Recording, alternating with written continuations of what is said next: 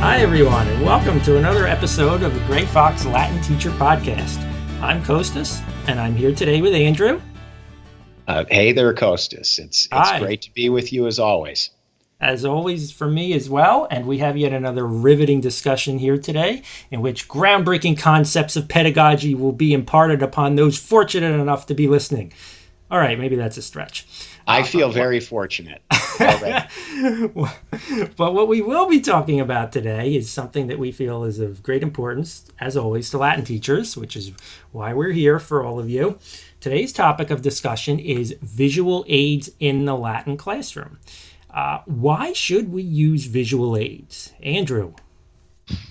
Well, because they work, I think. I think that's the reason. And I think in general, Latin teachers do use visual aids. So, find me the Latin teacher who does not write the first declension endings up on the blackboard when the students are learning them. Obviously, that's a visual aid. Obviously, conjugation charts, those are visual aids. And if you open a standard Latin textbook, especially if you go to the back, you will tend to see a whole bunch of visual aids collected there.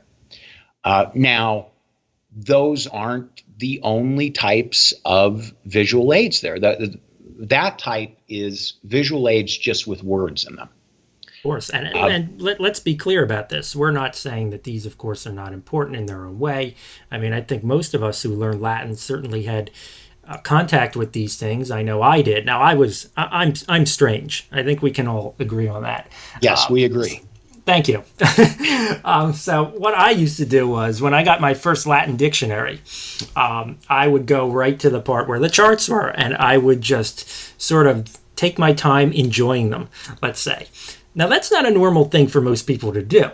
But, of course, I would say that's very abnormal, yes. Yeah, but no go argument on. here. But, no, that's not going to be the case for most people. Most people don't want to take the time to sit there and look at a chart and all the different things that are in it. But, yes, as you were saying, Andrew, that's not the only kind of visual aid. Go ahead. Right. So there are visual aids that have images in them, or visual aids that may just be physical objects. And there are many Latin teachers who are using these as well, and I applaud them for it. Because I have found these sorts of visual aids to be extremely positive in learning, particularly when it comes to learning vocabulary. I think that in the 20th century, Latin instruction in this way went in an unfortunate direction. And that's the direction of this Latin word equals this English word. Or obviously, if your first language isn't English, this Latin word equals this French word, or whatever it is. But this idea that all you needed to do to learn the Latin word was to create an equivalency between that and that word in your native language. And if you really think about it, that's a bit strange. When you think about how we learn our native language, obviously we don't connect, let's say we're talking about English, we don't connect words in English with words in any other language. There is no other language. Those words are connected to actual physical objects, experiences that we have, concepts that have to do with experiences we have, actions we witness or we engage in. The words have to do with real life. And I think that in the 20th century, there was, when it came to Latin, kind of a misunderstanding about how the human brain works. So uh, this idea that, well, yes, if we just relate it to the English word, then the students will learn it and they will retain it. Well, I'm going to tell you that that is not my experience. No.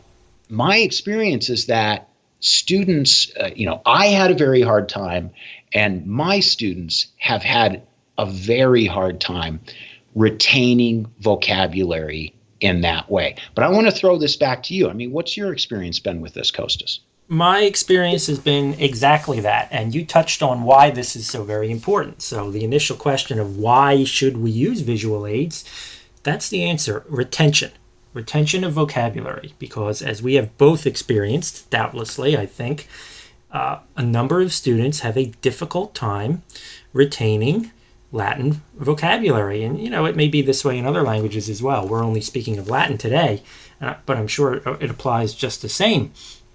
Vocabulary retention is something that is troubling for students because, and we've discussed this before, of course, grammar does not pose the same sorts of problems for students, right? Mm-hmm. No, because it's relatively simple to learn a set of rules that are applied throughout the language. I mean, once you've learned them and you've used them enough times, you know them, and they never go away. And the reason they never go away is because you have used them. You've put them into practice, and then you know them. But vocabulary is a different story. And, I'm gonna come out here and talk about something I don't like. But the idea that students can successfully learn vocabulary by memorizing vocabulary lists, it doesn't have anything to do with reality. Andrew, that is a scandalous assertion. I know. And we're all scandalized by it. But I will say it again. My experience over many years has shown me that is far from the most effective way for students to learn vocabulary. And the reason it's not effective is that the human brain is just not built to do that. In learning a language, it works best if the person learning the language associates that word in the language with an actual thing in real life. Yeah.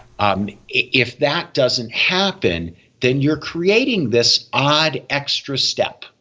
So instead of just wanting to talk about an orange, and so saying arancium, oh, there's an orange, arancium, because I identify that with the Latin word. What students do is they go, orange. Orange means pause, arancium, if they know it, but often they don't know it. And that just doesn't make any sense when it comes to reality, how humans work and how learning languages works. It's so much simpler to hold an orange out in front of you as a teacher and, say, what is this? Ideally in Latin, quid est? And for the student to then go, arancium est, rather than saying, what's the word for orange in Latin? That's really a leading question, because you're already basically conceding to the student and saying, all right, do an equation for me now. Orange equals what? And that's wrong. Yeah, and I just want to say something, and this will be scandalous as well. Latin is not math. So whatever people want to believe, it's not math. Shock it is face. A language. You guys can't see, but I have my shock face on. Because I think there are a lot of people who want Latin to be math. And certainly with any language, there are some similarities. So math has rules that you continue to apply all the time. Well, a language has rules of grammar you continue to apply all the time. But there are also very large differences between those two things. Yeah. What's the hard and fast rule for vocabulary retention? Is there one? Yeah, I mean, maybe we'll come up with one today. Yeah, perhaps. But I would say that if students are to retain vocabulary, they need to associate the vocabulary with real things, real concepts, real actions. They need to make a direct association. And then this is something we've talked about before. My feeling is that the best way to create permanent retention of that vocabulary is to then have the students use it in a conversational context. Absolutely, yeah, and I'm so glad that you're bringing all of this out, because this is something that had always bothered me, especially when I first started teaching. And of course, I had all these noble ideas, as I'm sure we all do when we begin. We're all wide-eyed and you're naive. A noble guy. Yeah, this is what people say about you. Apart from my own magnanimity, that's a topic for another time. But no, you go in with these ideas that you're going to do things a different way. But what I'm trying to say here is, of course, that presenting these things, perhaps, I'm getting ahead of myself.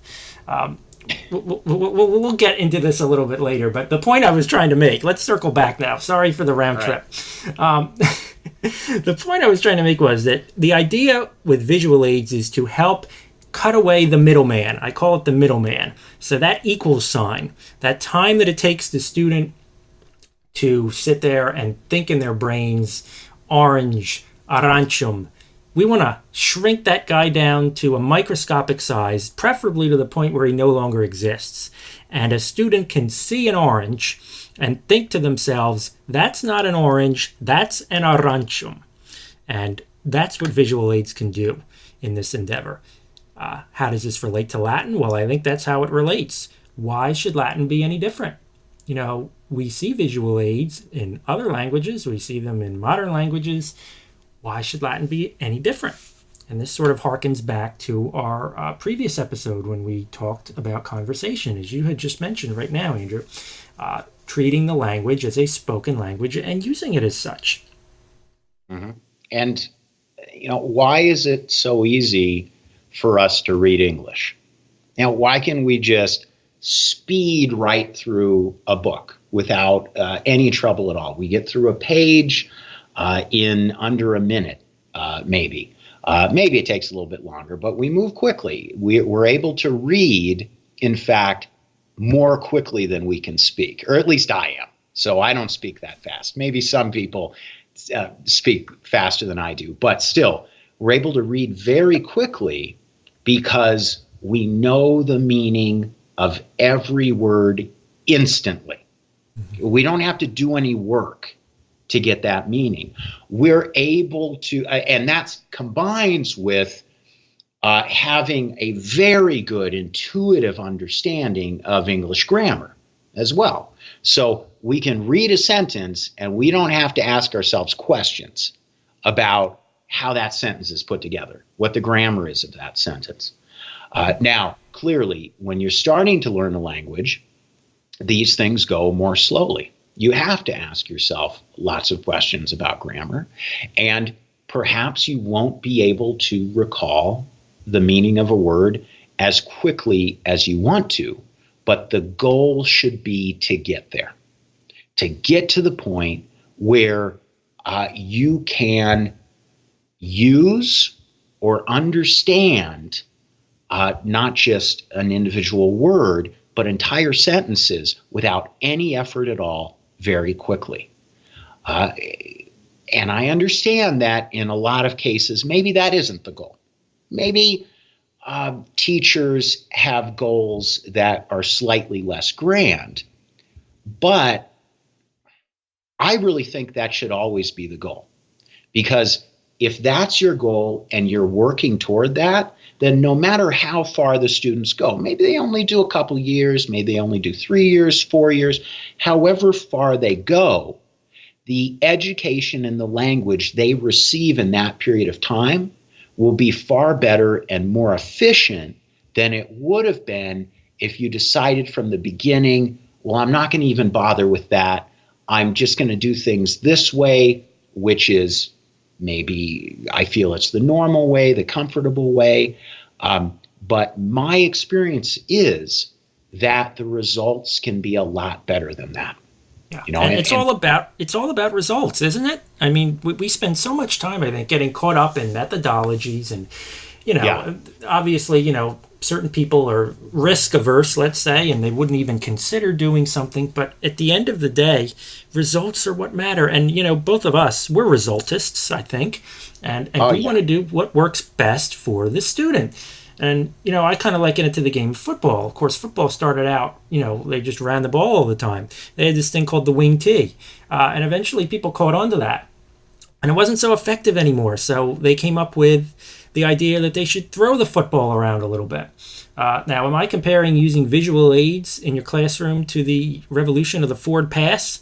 No, not necessarily. But what I am saying is that over time, it becomes necessary to go outside your comfort zone, perhaps go outside the box and find different ways of doing things. And if something's not working, you got to find another way to go. I had an old teacher of mine that used to say, if the wind won't power your sails, row. And that's sort of what spurred this on, at least in my own teaching. Yeah, I mean, the only reason we've developed the approaches we have is we've decided we needed to and wanted to experiment. We identified different modes of teaching, different ways of teaching, and we asked ourselves, well, do we think that this might have some potential? And if we said, yeah, we think there's a possibility, then we tried it. And we learned these things don't work so well.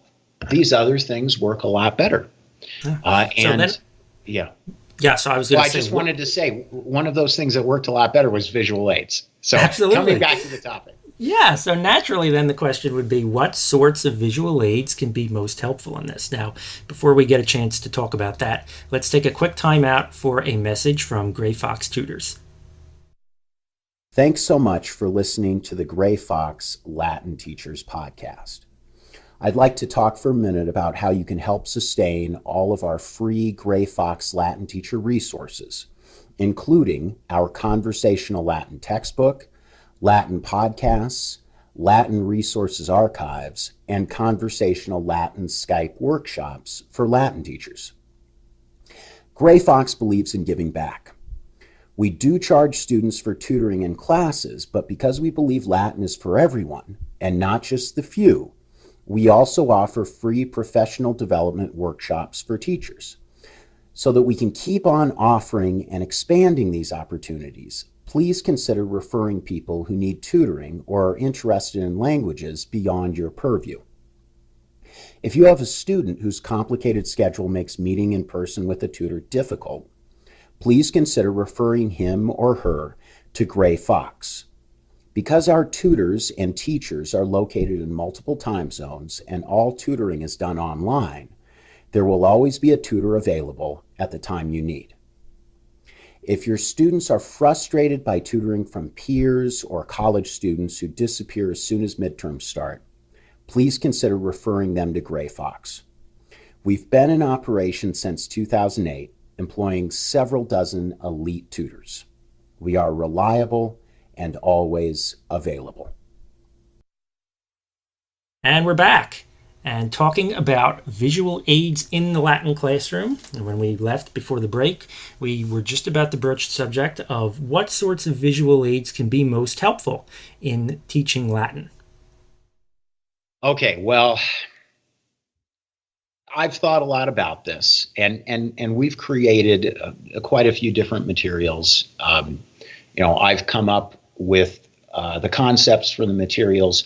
My associate, Katerina, has done a lot of great design work with those. I'm very happy that we have her because we're able to create really nice looking stuff, really effective stuff. But the first thing I came up with when it came to visual aids was something I hadn't, I didn't invent it. And in fact, I haven't invented any of this. It's really all just adaptation. Oh, you're too modest. Yes, I know. Yeah, people always say that. I'm an extremely modest guy. But the first thing I came up with was these noun visual vocab sheets. Well, I didn't come up with them. These are things you see in any modern language textbook.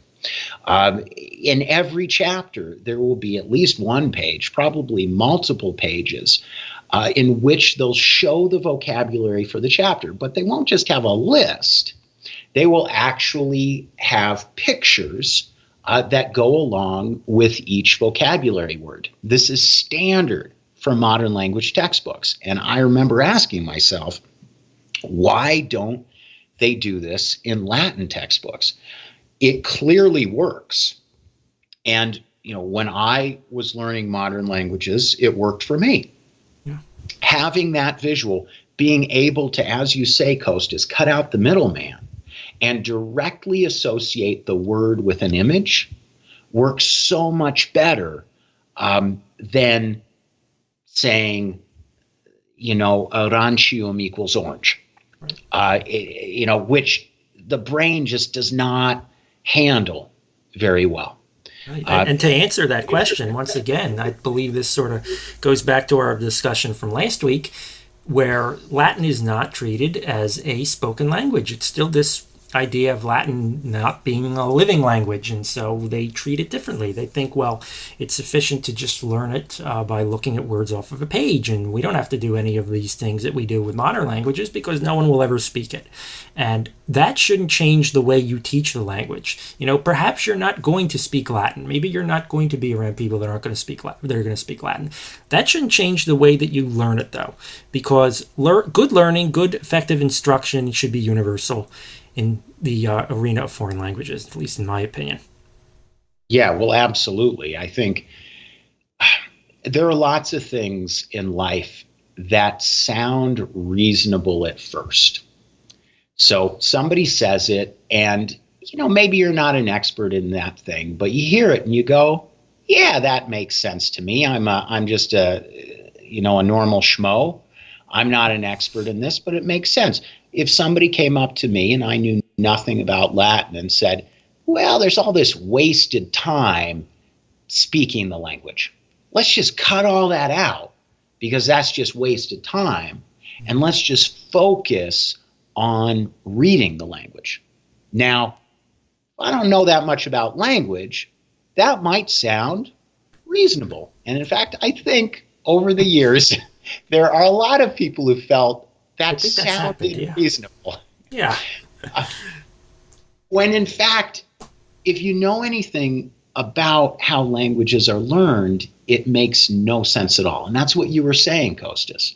There are things, it doesn't matter if your goal is not to speak the language. If you can't speak it, then you cannot read it effectively. And people try. Boy, they put a lot of work into it, trying. Mm-hmm. But there are very few people, even who've gotten PhDs, who can read Latin the way they can English. Yeah. There's almost nobody, unless the person has really learned to speak the language and is engaged in a lot of conversation, who have a handle on Latin the same way that they have a handle on English, or perhaps other modern languages they know. Let's say there's somebody who's gotten very far in Latin and has also gotten very far in Spanish or French. That person's command of Spanish or French will almost always be far beyond that person's command of Latin. Exactly. And yeah, you have to ask yourself, well, why is that? And a lot of times the discussion comes back to the difficulty level. Well, there are certainly other languages in the world that I would put on par and even surpassing the difficulty of Latin, and yet people can speak them far more fluently than they can Latin. Now, what's the difference? It's the instructional methods that are used. Mm-hmm. Well, I mean, you and I agree. I want to disagree with you, Costas, but I can't do it. I make it tough. Yes. I mean, we're trying to have some give and take here, but we just keep agreeing on everything. Another visual aid that we created was adjective pairs. So just as we had noun visual vocab sheets that have, and we have these on the Gray Fox website, free to download. Just as we have those, we also have antonyms with images attached to them. So tall, short, fat, thin, young, old. And we found that this is an excellent way to really learn adjectives effectively. Another thing we've created, another visual aid we've created, which I particularly like, is our preposition sheet. So on this, we have all the main prepositions, and then for each one, we have an image of a bird and a cloud. And obviously, a preposition indicates a literal or figurative spatial relationship between two different things. What I found is that students almost never understand what the Latin prepositions really mean. No, and this is striking because how in the world, you might think to yourself, can you visually represent a preposition? Well, we did our best. But yeah, I mean, this is an issue I saw over and over again with every student. They didn't really understand what they meant because, again, their only understanding of the preposition was the definition in the dictionary. And so it was related to an English preposition. And sometimes that worked fine, but there are a lot of times where it is a bit confusing.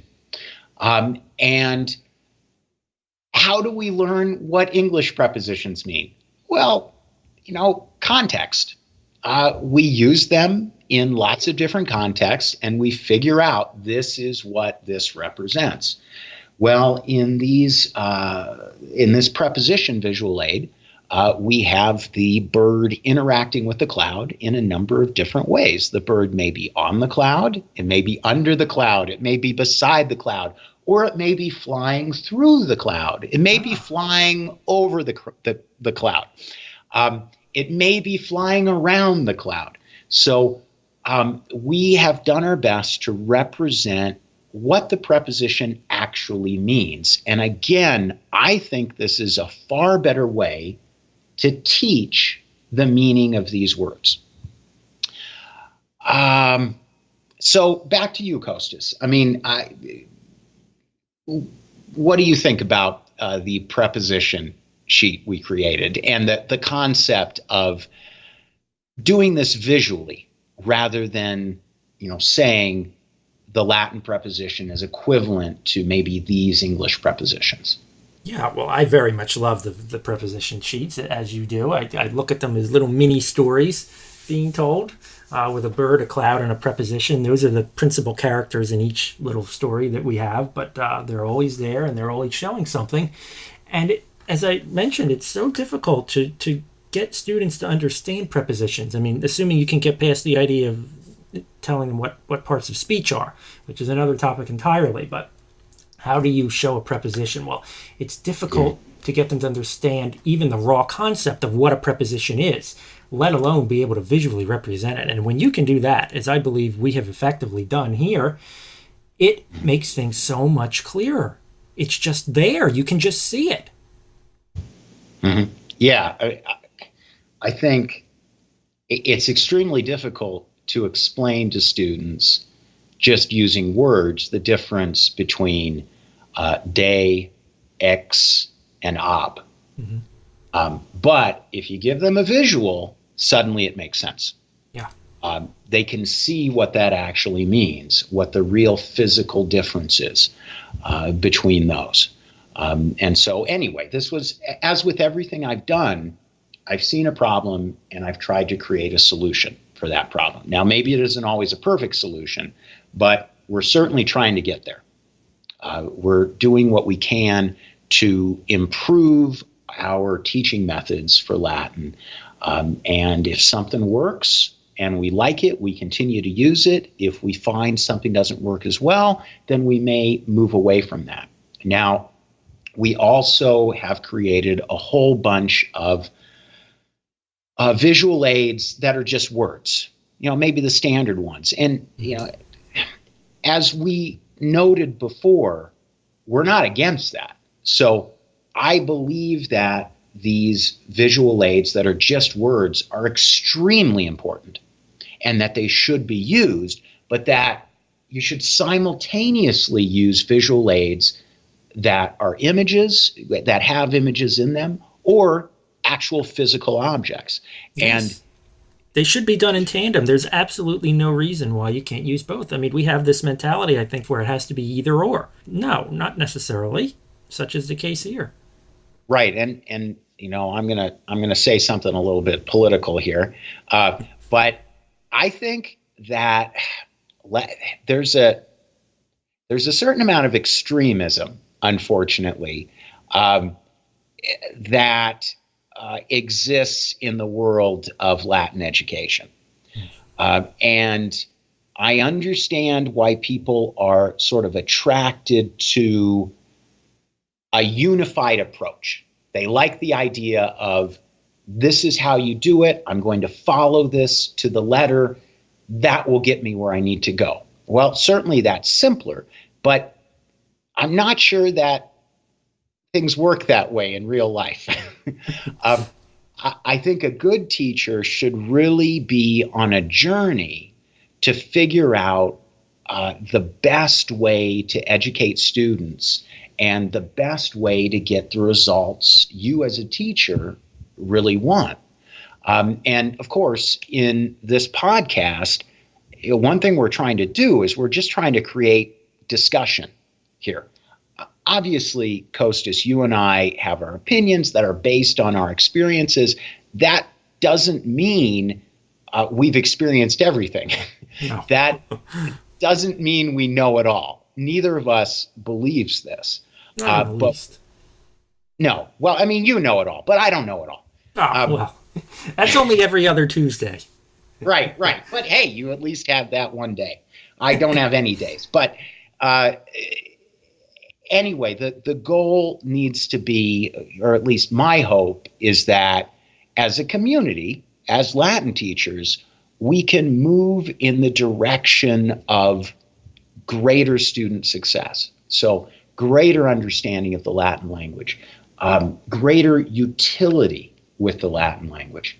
And I know that I'm much closer to that than I was 10 years ago. The reason I'm closer is that I've been on a journey. I've really been trying things. I've been experimenting.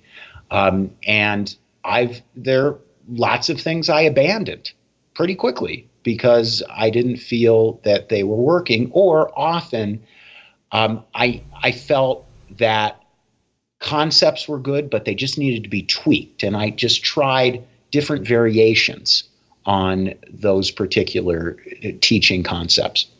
And I just want to say, we do have these free downloads of our various visual aids on the Gray Fox website. We also have our textbook, our new conversational Latin textbook for teachers, which tells you exactly how to teach conversational Latin and integrate it into your existing curriculum. But, also as teachers, we can create our own visual aids. We can, if you're talking about the face or you're talking about the body, well, you've got a visual aid already right there. You can point at things and talk about them. You can talk about things in the classroom, and you can bring things into the classroom. And I have found that having that visual makes an enormous amount of difference. Absolutely.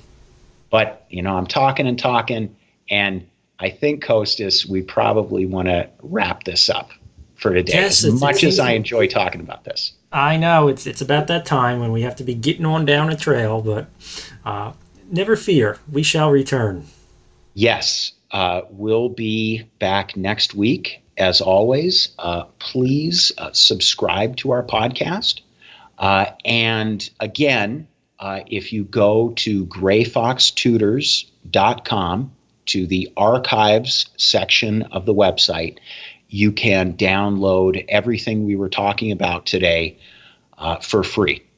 Thank you so much for listening. And thank you so much, Kostas. A pleasure as always, Andrew. Okay, until next time, everyone.